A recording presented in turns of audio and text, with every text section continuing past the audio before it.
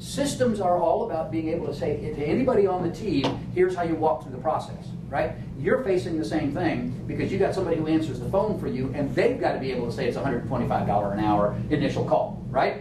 It's not about the money, and it's not about you. It's about the systems that you use to disqualify people on the front end so that you know you have a potential to qualify them on the back end. It's that simple.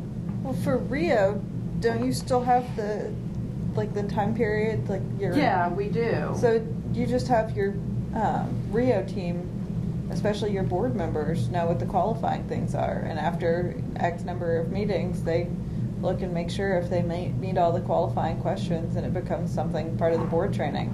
And if the board is like they do not qualify, well, thank you very much for your interest, but this is not the thing for you. And Claire, to take that even half a step further, it's not even about.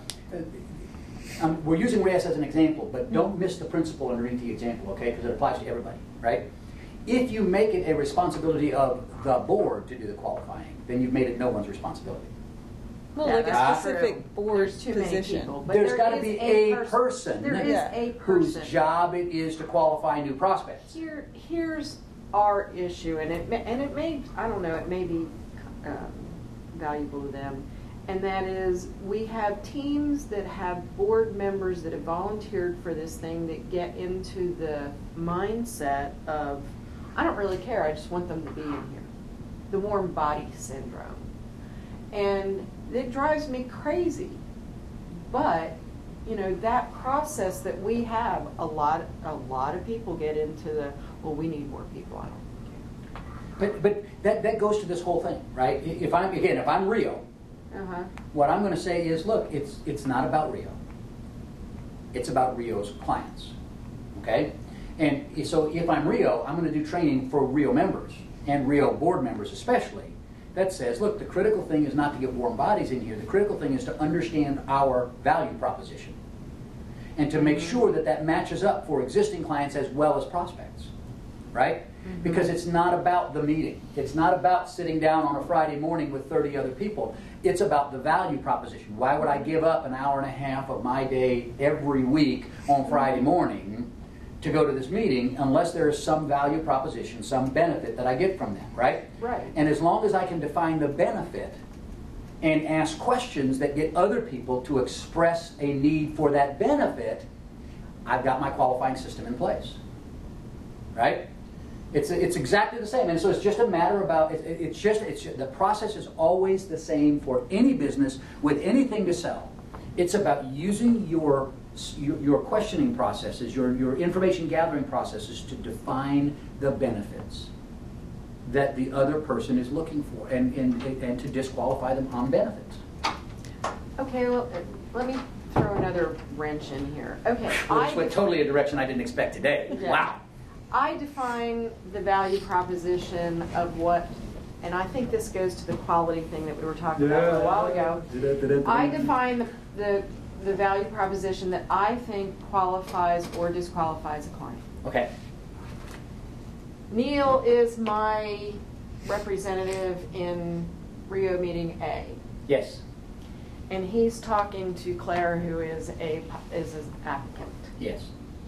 I have defined these, trained him, everything else, but when he is sitting there, his value proposition gets in the way sometimes of my value proposition when he talks to her. Because he has different values in regards to what he wants for that team, and every single person on that team does.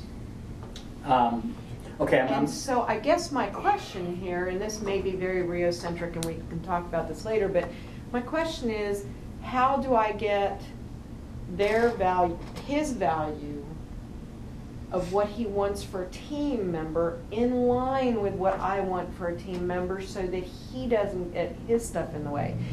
Like for instance, we have people in one team that said to me one day, we want a CPA. Cool.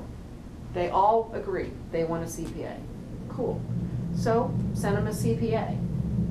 Then after the damn CPA is there and it has applied, they tell me, no, we need a person that just does taxes. We can't take a CPA that does any sort of payroll. work to get you a CPA. Now you tell me there's another value. So I don't always know the values that he's holding. And as the teams grow, there's no way I can keep track of them. But you need to fire me. But- You're damn right I do. Absolutely. But You need to train them But better. you see what I'm saying? you're refining it down to a secondary level. But let me Okay. go to the top level first. We'll come back to it for just a minute here. But let me go back to the top level. All right, look. Okay, because this is a struggle for me. But and I get it. It's a Yeah. struggle for most business owners. All right. But let's stay at the top level first and answer this core.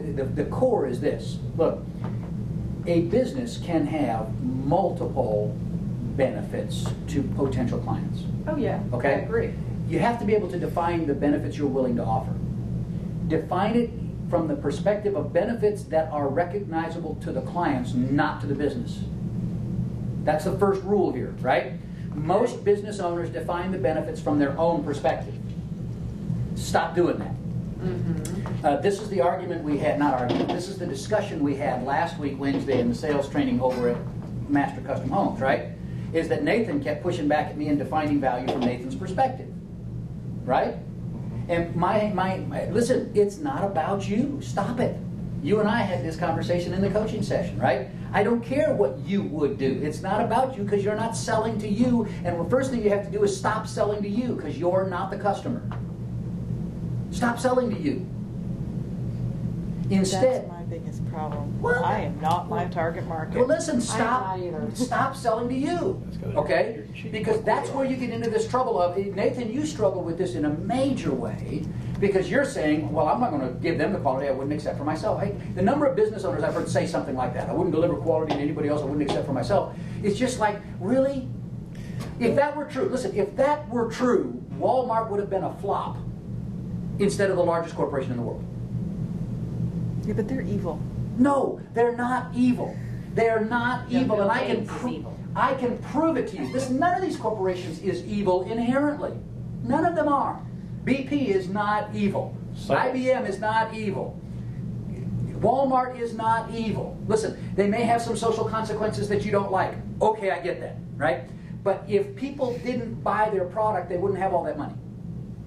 And so they're not evil. They are what they are is aware of a specific value proposition that people in their marketplace want. Okay? Well, the lady okay, who is how does- selling, listen, the lady who is selling her body at $80,000 a month. Oh my God, that's a lot of money. The lady who is selling her body at $80,000 a month may not match up with your moral values. I get that. Or mine, for that matter, right? I don't want to argue about that. That's a moral question that right now is outside the scope of But our she can conversation. live with it, Okay, so- listen, the simple truth is she's defined a value proposition that other people will pay. The benefit of the service matches the price. Okay? Now listen, she's not going to respond to every request for her services. She disqualifies people on the front end by identifying the value proposition. Okay? Everything you're selling is exactly the same. It's exactly the same. The way to sell it, and in Reyes it goes to Rio, it goes to videography, it goes to food, it goes to handyman services, it goes to selling writing services. It's all exactly the same core process. So the first step in the process is always identify the buyer's value proposition, not yours. Identify the buyer's value proposition. And listen, if I were doing Rio, to go to your question specifically, the first thing I would do right now is go back to the existing Rio members and ask them the value proposition. From their perspective, not mine. Why are you doing this? What are the benefits you're after? What is it that what's the so what of Rio to them? And then recognize that it's their so what that drove them to be a member in the first place, and it's most likely the sweet spot for selling to others.